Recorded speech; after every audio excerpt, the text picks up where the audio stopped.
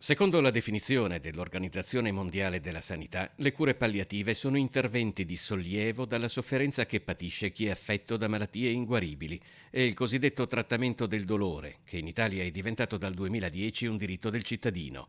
La sua applicazione in Veneto però ha diversi problemi e, sostiene il Partito Democratico, va migliorata. Da qui una nuova proposta di legge regionale a prima firma di Anna Maria Bigon.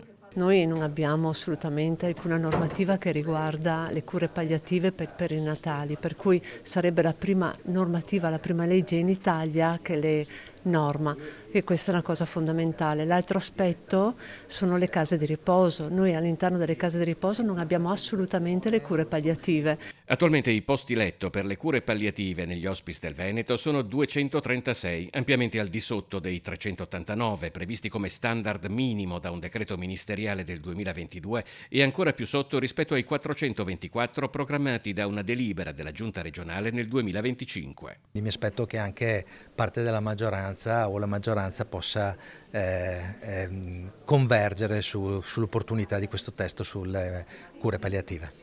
La convergenza auspicata da Giovanni Manildo diventa materia ancora più controversa se ci si sposta ad un tema profondamente correlato all'alleviamento delle sofferenze del malato terminale, la legge sul fine vita.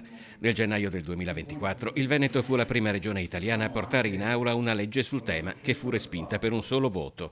A settembre il Consiglio affronterà nuovamente la questione e il dibattito è già iniziato. Il patriarca di Venezia, Francesco Moraglia, ha definito inaccettabile una legge regionale sul fine vita. Legiferare sul fine vita, ha detto, non può essere la scappatoia per aprire a forme di suicidio medicalmente assistito. Le sue preoccupazioni sul piano inclinato penso che possano essere risolte nel momento in cui una legge nazionale, di cui sollecito e rendo molto importante il fatto che venga fatta, dichiari con chiarezza quali sono le condizioni, quali sono i termini per il fine vita. La posizione di Manildo è simile a quella espressa dal presidente del Consiglio regionale Luca Zaia in una lettera aperta a Monsignor Moraglia. Il suicidio medicalmente assistito è già previsto entro condizioni tassative dalla sentenza numero 242 del 2019 della Corte Costituzionale.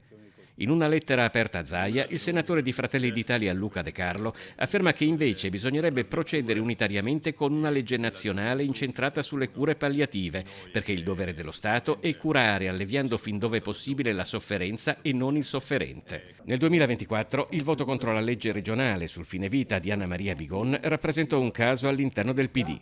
Oggi il partito si presenta unito.